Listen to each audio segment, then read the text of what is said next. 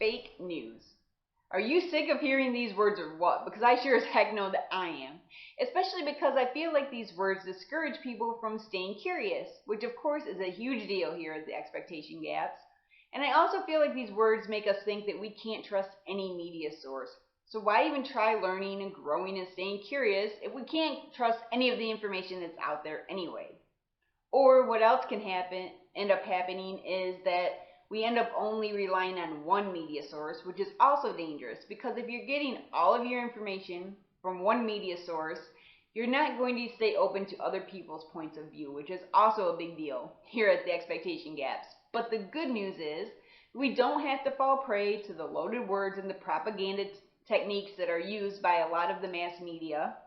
Instead, we can be intentional with the way that we use media, and we can focus our time and attention on adopting a skeptical mindset so that we can find sources who we trust. So today that's what we're going to talk about. We're going to talk about adopting a skeptical mindset, and we're going to discuss 3 different ways that we can be intentional with our media consumption. But first, let's talk about what I mean by skeptical mindset. So this actually goes back to my days as a financial auditor, and there was a partner who I worked for who would often say, trust but verify. And so that sticks in my head. But what he meant by that was when you're starting to ask questions of an audit client, or in this case, when you're starting to vet a media source, you go into it with a trusting mindset, because otherwise you're not going to ask objective questions. Your questions are going to be tainted by your expectation that you're going to be deceived. So you trust, however, you remain aware of the fact that everyone's trying to sell you something, and everyone is going to put their own spin on whatever information they're giving you. That's why you're going to verify what you're being sold until you've gathered enough information to develop a risk tolerance. Or in other words, until you've tested this media source, in this case, until you've tested the media source enough to know how skeptical you need to be of them. But being skeptical doesn't mean that you don't believe a single word that this media source says. It just means that you're aware of the source's knowledge, their perspective, and their motives so that you know how skeptical you need to be of them. So what are some ways that we can test our media sources so that we can develop a risk tolerance and we know how skeptical we need to be? Well, one of the first ways is that we can determine who pays their bills, because that's going to tell us a bit about their perspective and motives.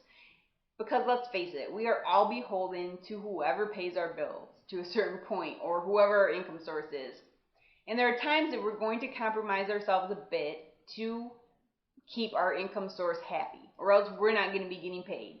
So I try to rely on sources who are funded by nonprofit organizations or through donations.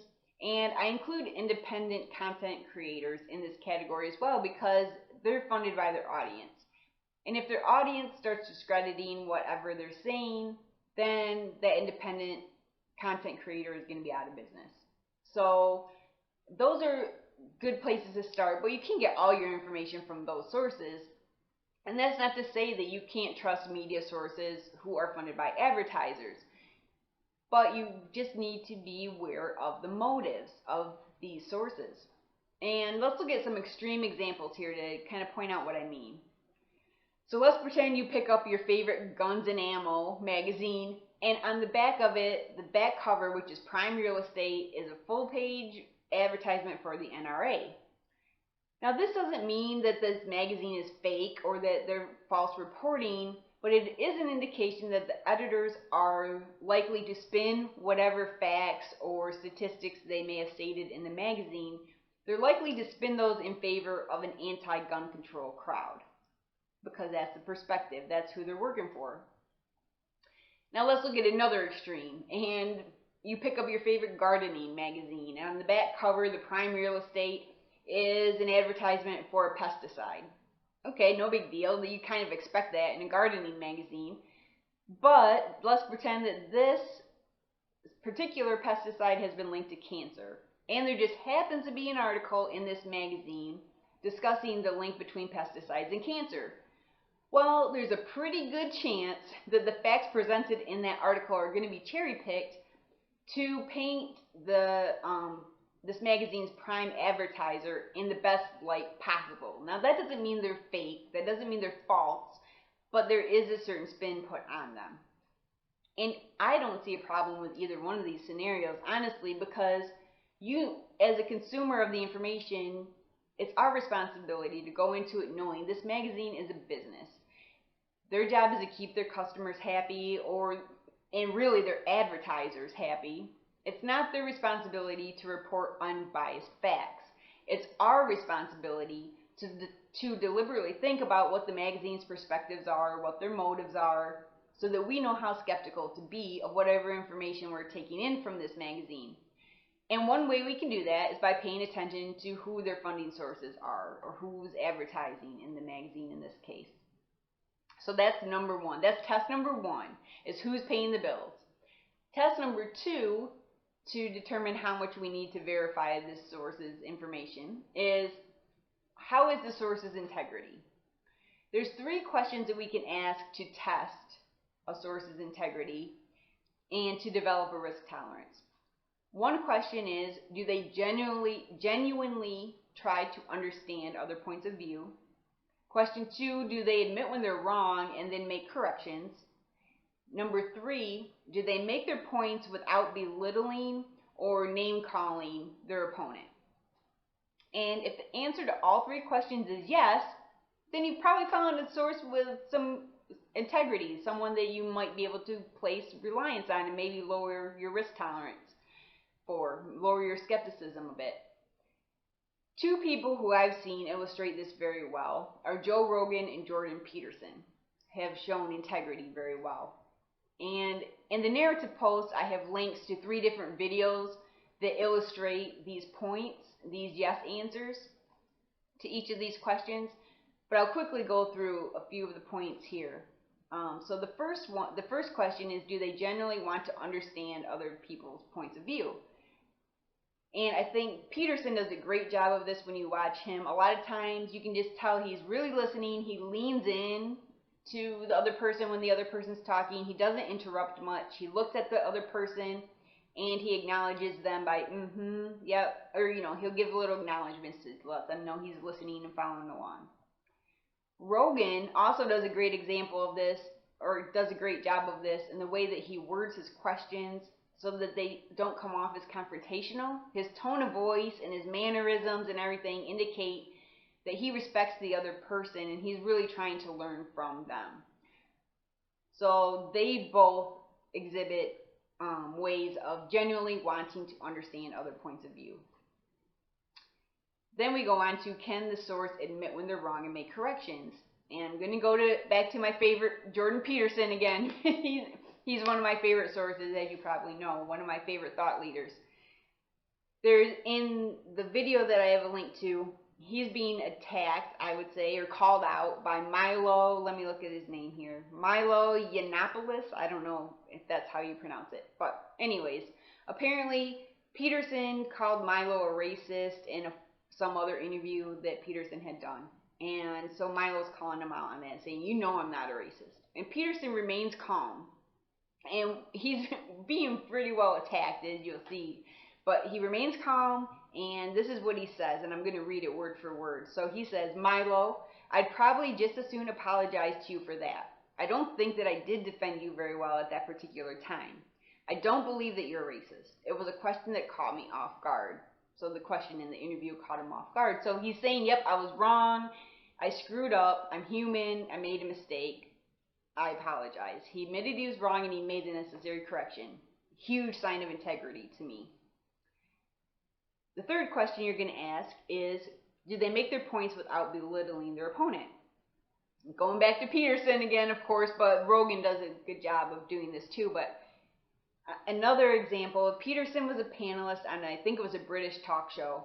And he was on there with Sophie Walker, another panelist, and she's the founder of, let me look at this, founder of the Women's Equality Party in the United Kingdom. So they were discussing gender equality, which is, of course, a hot button issue. Walker tries to pin Jordan in a corner by referring to some studies he's cited as his theory. And she's trying to disprove his theory. First of all, it's not a theory. Second of all, it's not his. But how does Peterson react is the question. How does he show integrity? He does get a little passionate in his speech. I mean, his voice raises a little and stuff, but he doesn't get angry or overly frustrated. And he agrees with Walker on one of her points, and then he proceeds to debate her point with additional information. And at this point, it's clear when you watch, at least it's clear to me, that he is much more knowledgeable about this subject than Walker is, but he doesn't belittle her. He doesn't point that out, although it may be obvious to the audience. He's civil, they have a good conversation, and it does not become confrontational. So again, that was another way that he showed integrity. So that's our second test, is how much integrity do we feel like this source has. The third test is, can they back their facts up? So a credible source is going to cite their sources. I'm kind of talking in circles there. A credible source is going to cite their sources. So you should be able to backtrack to where they got their information from. And when you're testing a media source to develop a risk tolerance, you're going to want to test their fact. You're going to want to go to the original source and see if the media source you're using is putting any spin on the data that they're presenting or not. Another thing to pay, or two other things actually, to pay attention to in the information that is cited, the data that is cited, is pay attention to sample size and pay attention to the number of studies that were performed. Because a smaller random sample size is going to be less likely, it's going to be less likely to represent the target population as a whole. And obviously, data that has been studied multiple times with the same or similar outcomes is going to be more reliable than a study that's only been data based on a study that's only been conducted once or twice. So you want to pay attention to those, the sample size and the number of studies conducted. And you also want to be wary of real-time reporting, which in this day and age with the 24-hour news networks, everything's in real time and people start expecting that. But you don't want to rely on this. This is not going to be good information. A lot of it is going to be speculation, and you need to be aware of that. Now, maybe you want to stay up to date on something. That's cool. But you need to be aware that it's speculation at that point. Nobody's had time to gather all the necessary information. And also keep in mind the pressures and motives that are being placed on these 24-hour news networks. So their motive is to be the first one to break the story. So that's going to put a lot of pressure on them, and it's going to lead to mistakes. And they're going to end up having to correct some of what they say later on. And last but not least, as we are seeing if this source can back their facts up or not, think about the media source's message. Is their message precise? Do they pick their words carefully? Does their language indicate that they're knowledgeable about the topic? If they're mostly providing vague answers to questions, they keep coming back to the same talking points, it's probably because they're not comfortable with the topic and because they don't know that much about it. So they're not comfortable talking about it. Now that doesn't mean that what they have said isn't true or that the facts that they presented aren't accurate. It just means that they don't have enough facts, or they don't have a big enough knowledge base for you to necessarily rely on everything they're saying. And you might want to be a little more skeptical of them, and that's all that means. So that was the third test. So now that we know how to practice, now we know the tests, the next thing that we want to do is start practicing these tests so that we can develop a skeptical mindset. And I put together a worksheet, of course, that kind of summarizes this post so you don't have to remember what all of the steps are. Summarizes the post, and it will help you practice these tests so that you can root out reliable sources. You can find a few go-to sources for yourself. And once you know which sources you can rely on, it'll be that much easier for you to stay curious. It'll be that much easier for you to respect other people's points of view. And of course, that's going to lead you to living a fulfilling life and living the life that you deserve to live.